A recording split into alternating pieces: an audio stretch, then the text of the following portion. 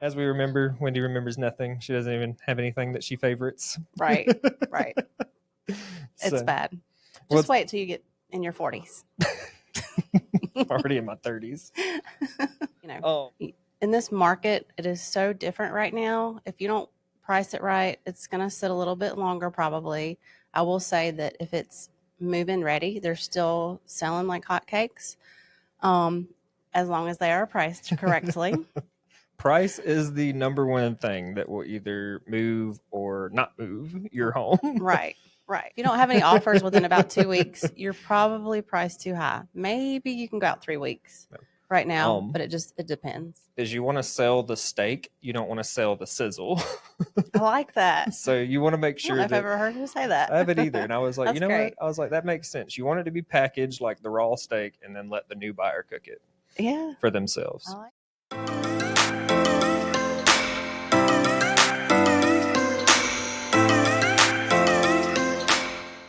All right. Well, welcome back to Class and Sass, where real estate meets personality. Is that what it is? Yeah, I think that is what it is. absolutely. So we've went over a couple things. We have 5 episodes out now. Well, it'll be 6 after this week. So since these are released later on and not right away. Yeah. Let's kind of start with how our week has been. All right. Go ahead. I'll let you start. My week has been hectic. Surprise. So I've been having to have 2 properties under contract right now that we're working on. Yes. And been doing a lot of work because I'm co-teaching a class with our broker. So I've been trying to get all that together on top of doing what I have to do for real estate. But it's been good. I've been getting right back into the mindset. Was a little funky for a little bit, but getting back into the mindset, taking some, what we have is KW Bold. So that started this week. Also and online. Online this time. That's a little different than in person. But you can do it. You can do it. So I've heard. I mean, this is my first time. We have some people in that class that's taken it like 12 times. Yeah, because it motivates you. Yeah. I hear it's a real powerful class. So if you're looking to get into real estate, maybe we can get you into a Bold class. Yeah, absolutely. I'm going through it, so maybe we'll hear those experiences as we have more shows come out. Speaking of Bold classes, it just kind of reminded me that we have a scholarship program that has been going on for quite some time if you're interested in taking a real estate course. And this scholarship program, I believe, is going to end in October. So if you are interested in getting your license, for free. Well, we can't say for free. It's free to you, I think is how we have to word it. Well, you contact us and we'll get you set up, and it's a scholarship program. Yeah, it's a scholarship that pays for your real estate education to actually get your license and stuff. But yeah, so contact me or Wendy. We can help you with that as well. Right. So how has your week been, Wendy? I don't even know where to start. It has been a crazy week. I had a closing. I got a new listing for a house. I'm getting ready to list some more land. So you got all the listings in every city, all zip codes. You're going to see Wendy Miller. That's right. Which that's good. That's a good problem to have. Busy with that. Yeah, it is. But it has been crazy. I'm trying to get ready for a broker open house that we're doing next week. And And that's for your luxury property, isn't yes, it is. So, on the lake, waterfront, $2 million. Yes, it is beautiful. Beautiful. Fully furnished. Great for investors too. So call me. I was about to say, because they're already Airbnb in it. Yes. And I know a lot of talk on as far as Airbnb. Some communities have tried to stop short-term rentals. Mm-hmm. I know the National Association has been trying to head up a smart way to protect communities from short-term rentals, but also provide, because it's a huge commerce that the states and communities get as well. So they're trying to broker kind of a happy medium so that you can have short-term rentals, since it's becoming such a bigger thing, or has become such a bigger thing. Yep. All right. Well, so both have just busy weeks. Yes. And that's all I can just remember off the top of my head. As we remember, Wendy remembers nothing. She doesn't even have anything that she favorites. Right. It's bad. Just wait till you get in your 40s. I'm already in my 30s. So today's topic is going to be about sellers and selling your home, kind of the process, the steps there, what we do as agents for you.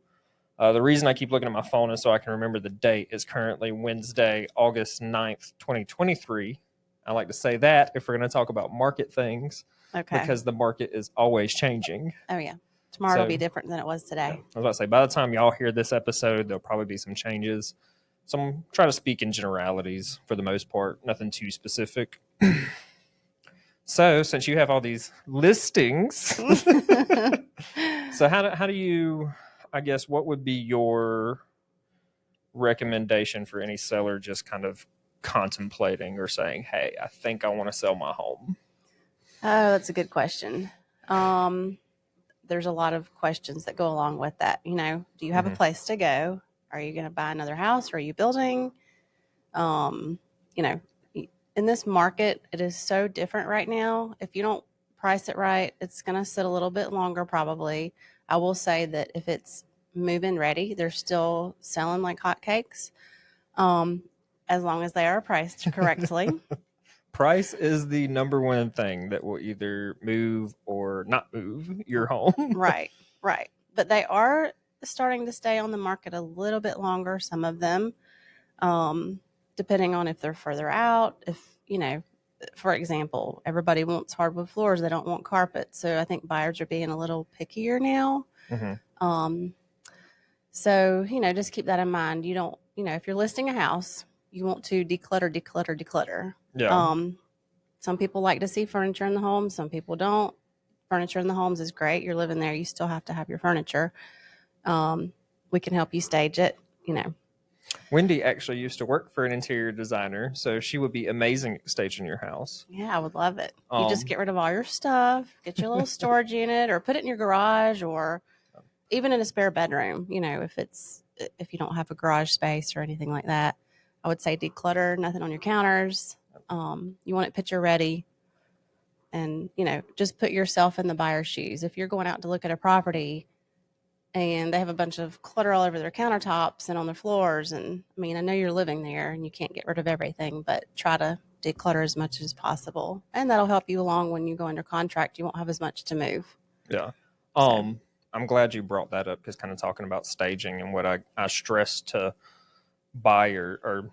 stress to sellers is removing any personal objects. Right. So of course, anything of value, you want to make sure you lock up somewhere. If you haven't already found a place or the house isn't empty, your stuff is still there, lock up all your valuable items, make sure they're in a safe spot. Remove family. Not that anything's going to happen to those, Yeah. because there is going to be a licensed agent showing other buyers your home, but still, it's always, you always want to take the precaution just in case. You want right. to err on the side of caution, if you will. Right.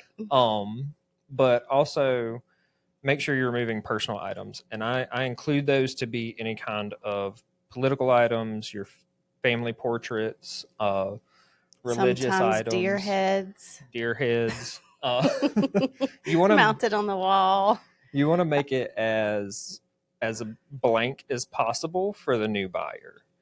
And I'm not saying anything's wrong with deer heads. I mean, you know, we are in, you know, territory where everybody's out there. So we're in the South where hunting is popular. Yes, I don't hunt, so I mean, you know, I don't hunt either. So. But yeah, so you're going to see that, and some people like it, and some people, you know, get offended, and it is what it is. But or even just you want to make sure that. And as I was in a meeting with our broker, and one of the slogans we were talking about this because also talking about our fair housing class that we're kind of co-teaching together. Right. Is you want to sell the steak, you don't want to sell the sizzle. I like that. So you want to make sure. I don't know if I've ever heard you say that. I haven't either. And I was like, you know great. what? I was like, that makes sense. You want it to be packaged like the raw steak and then let the new buyer cook it. Yeah. For themselves. I like it.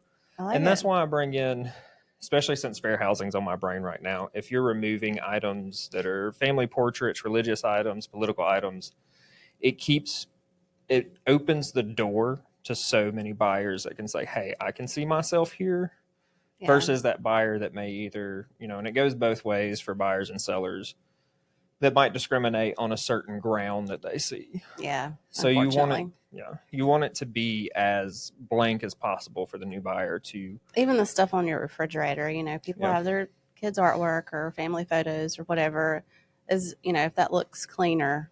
Mm-hmm.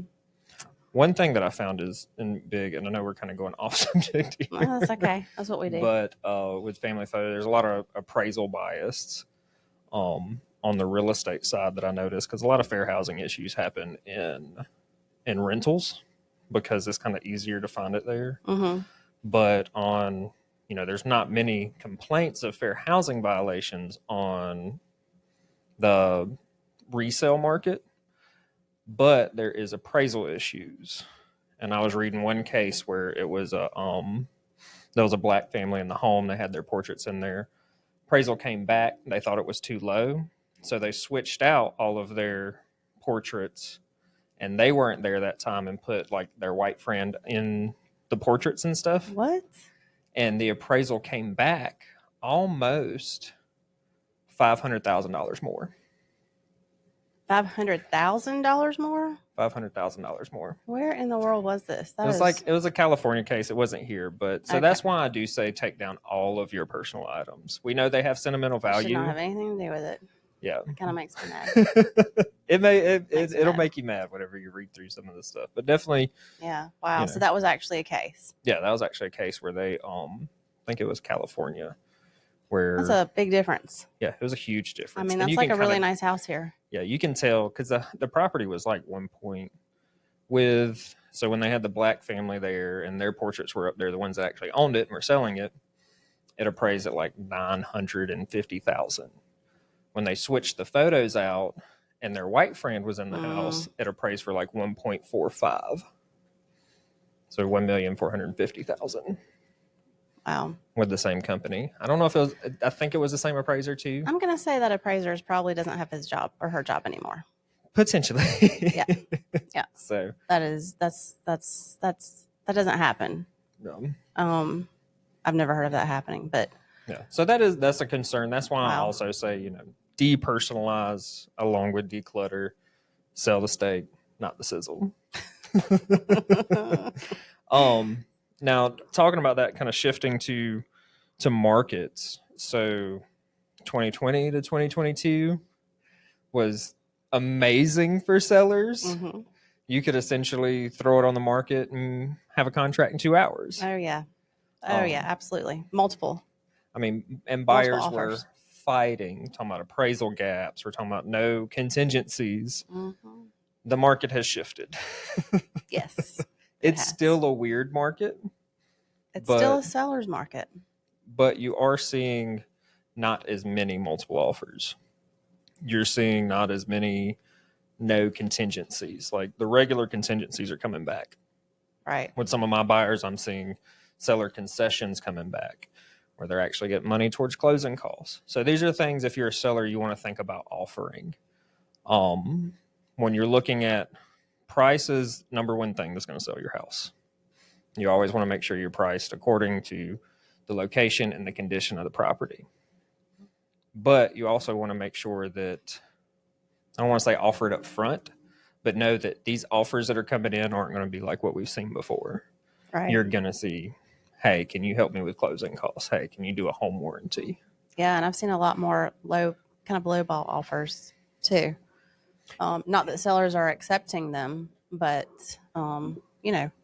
we are starting to see some houses sit on the market a couple weeks, 30 days plus. Yeah. So, and if you're in a point of price reduction, so you've sat on the market, it's been 2 weeks or 10 days, 2 weeks, 10 showings, no offer, or did I say that right? This is for homes. Yes. Yes. Yeah. So for homes, if you're on the market for about 2 weeks, 10 days, no offers. I thought it was either way. Yeah. If you don't have any offers within about 2 weeks, you're probably priced too high. Maybe you can go out 3 weeks right now, but it depends. Some counters to that, because a big issue we're seeing with buyers is interest rates. Mm-hmm. Interest rates have always talk to your lender. I'm not a lender. Let me give the disclaimer. There you go. But interest rates are really pushing buyers to be more financially conscious because their payments are so much higher. Right. And prices are still going up. If you're thinking about a price reduction, or if all the offers you're getting are around the same price that's lower than what your house is listed at, the market's telling you your price too high. Right. What you could do is offer that difference in seller concessions and help that buyer, or let that buyer use those funds to pay down their mortgage. Yeah. Yeah. So, and what it does is it'll give them discount points. They'll have a lower mortgage. They'll be able to afford it. You haven't necessarily reduced the price. It's still the same offer price, but they're in a more comfortable mortgage that they can handle.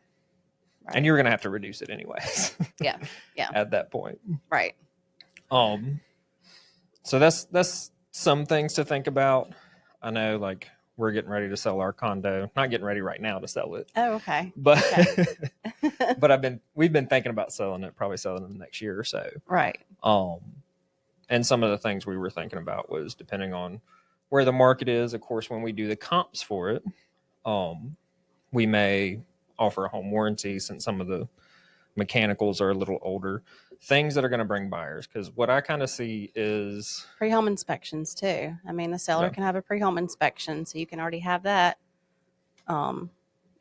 in your documents to show to potential buyers, and they can see what's there. Or, before you list it, if there are things that need to be fixed or repaired that are major items, you can go ahead and take care of that before you list it. Mm-hmm. And then, disclose all of that, obviously. So yeah. And the pre-home inspection, you can definitely, it'll be more suitable if you can say, hey, here's a list of items we fixed, or right. Hey, here's the home inspection we had done. Welcome right. to have your own, but there's very minor things. Absolutely. It's not mostly cosmetic. And a CL 100, which is your moisture termite letter, that sometimes is good to have up front too. If you think there's any kind of moisture issues under your house, sometimes that can take a while to get fixed or resolved. And sometimes you don't know until the last minute, and it can hold up a closing. So sometimes for sellers, that would be a good thing to have done up front. Yeah, especially also if it does come back with issues, you would have more time to get a better price, because fixing moisture issues can be an expensive thing. Yes. And we're talking about like a couple thousands. Yeah. Yeah. Depending on how bad the issue is, you're looking at a couple thousand when it comes to your CL 100. I think the official term is wood infestation report. Yes. So they look for termites, any kind of wood destroying organisms. And the moisture. I don't think it's mold, because I don't think they can say mold unless they're licensed for that. But basically, like fungus, anything that grows in damp, wet, dark places. Yeah, that's not good.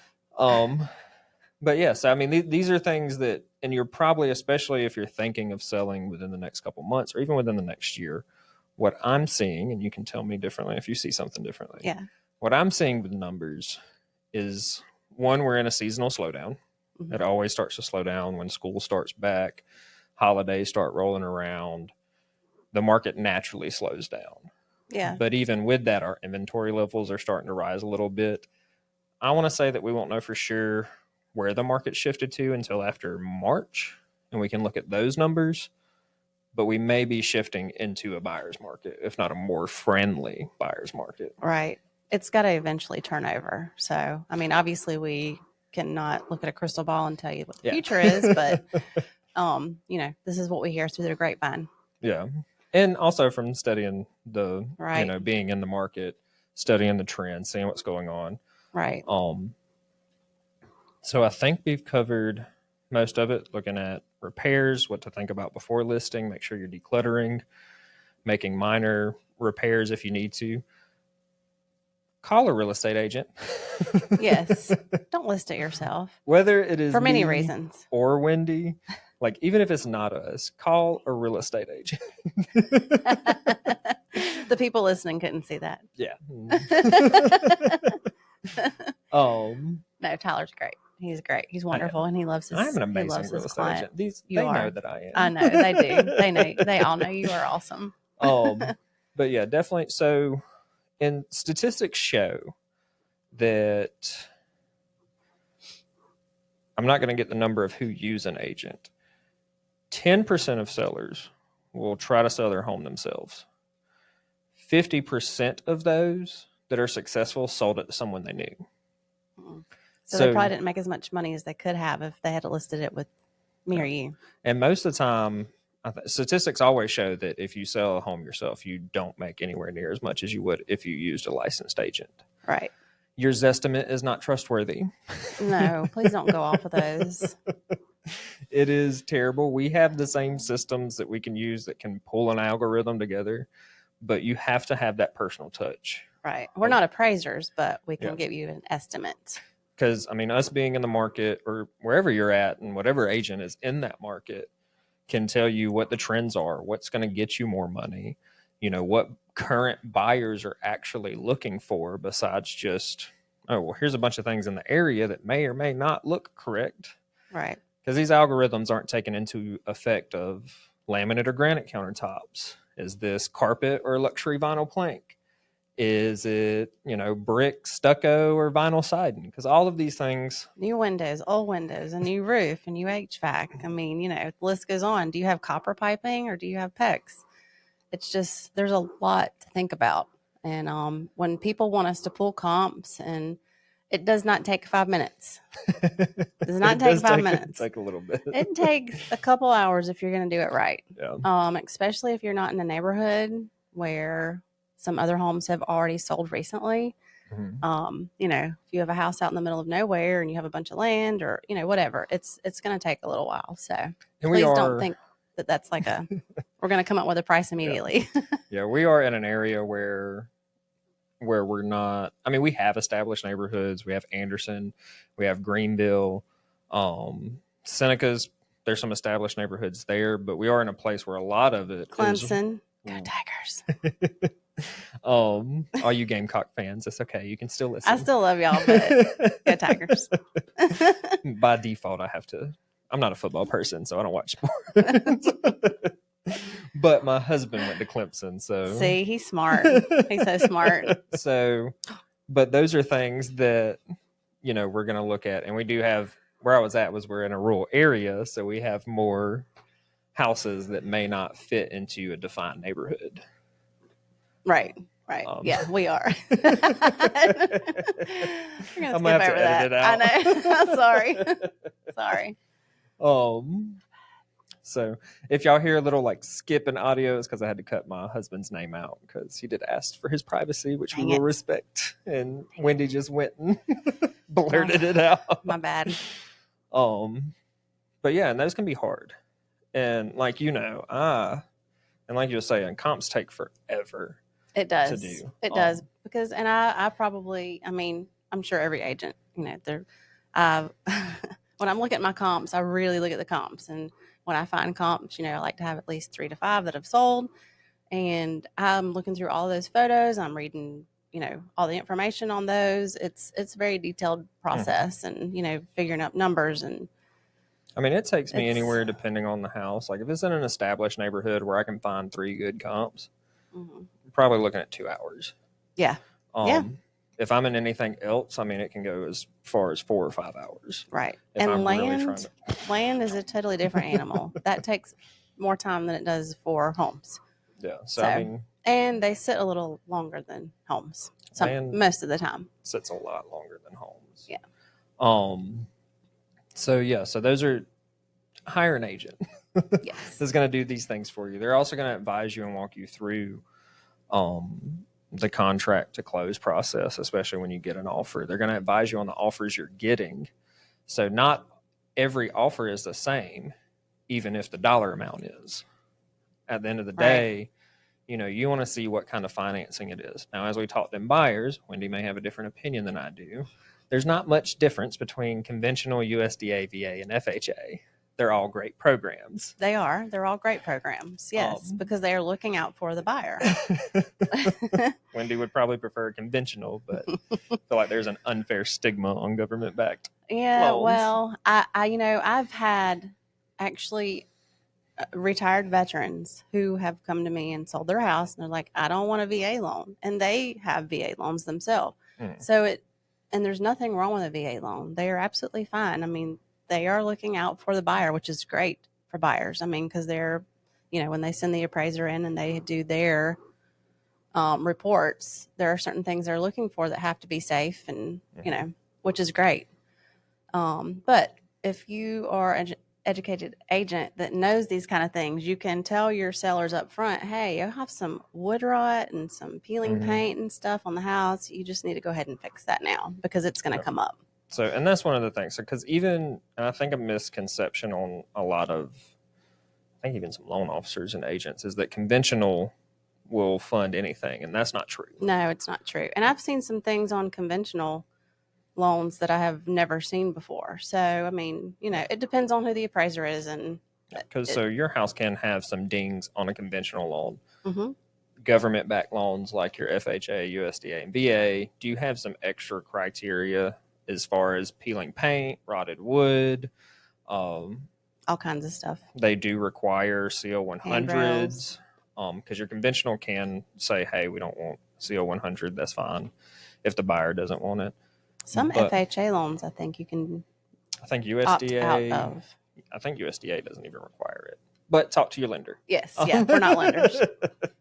So we know enough to talk about it. And we know some great lenders, so just ask us. We'll give you some names. And I might actually give some shout outs after this whole little thing. Yeah, you want the agent to be able to walk you through these different loan types, what you may be looking for. Because a big thing on that, even if, say you get a USDA, a VA, and a conventional loan, and they all come down to the same number, you may have peeling paint you don't want to deal with. And more than likely, you're going to slide by on the conventional than you will on the other two. I've even had some outbuildings show up from appraisers. VA does want outbuildings on there. Mm-hmm. I've heard of their CO100 swing sets.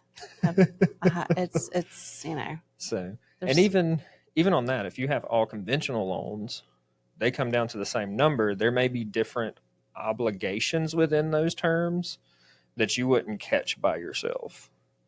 So if there's, it comes down to the same number, but they want you to pay for the survey and automatically write in there that you'll correct anything wrong with the survey. Those can be $1,000 issues.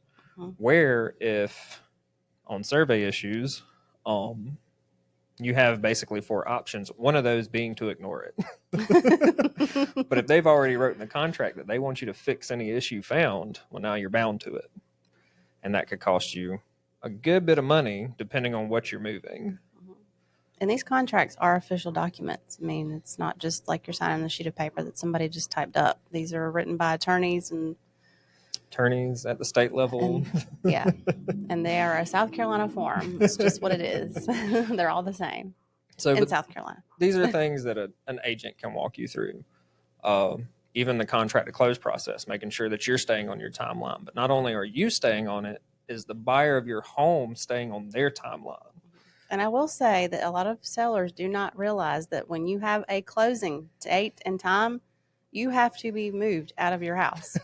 You have to bring your keys, your garage door openers, whatever it is, to closing, because when you sign those paperwork, when you sign those paperwork at closing, then the house is no longer yours, and it is the buyer's, and they get to move in.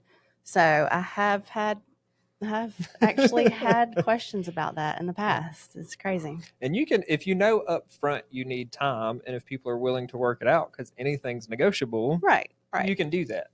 But don't come to closing saying, hey, I need another week or another weekend. I need till Sunday. Oh, God. That's not really going to fly with everybody. Yeah. On top of that, you'll also get, if there are repair issues, your agent is going to know who to call. Right. They're going to have a list of vendors. Yes. So if you need somebody to come and fix that peeling paint, they're going to have painters you can pick from. They're going to have one painter that they're like, hey, this is my main go-to. Here's 2 others if you want them. Right. These are people that we work with, we trust. We don't get anything from referring these people like our lenders and attorneys, other than a handshake thank you. Yeah. But we know that when we recommend someone, that they, first of all, they're doing a good job. They're doing it the right way, and they're going to have everything official like it's supposed to be. There's not going to be any issues. So just keep that in mind. Are hiring an agent, make sure that they have the designation of the all caps realtor with the little trademark R on it, because those do have to, we have a code of ethics we are bound to, and it goes higher than fair housing and higher than most state laws. So if you want the best service, make sure that you have a realtor with a trademark that subscribes to the Code of Ethics. That's right. Which me and Wendy both are. Yes, absolutely. Real quick shout out, if you need a lender, Josh Dean with Atlantic Bay Mortgage in Anderson. He covers 3 different states. He's awesome. You need his contact, shoot to me. I know you use the Miller team a lot, right? Yes, I do use Shane Miller, and he just opened up his own company, New Story Lending. New Story Lending. So, yeah, they are great. They are awesome. Him and his team are great. Yeah. So reach out to Wendy. I mean, I know them as well. So.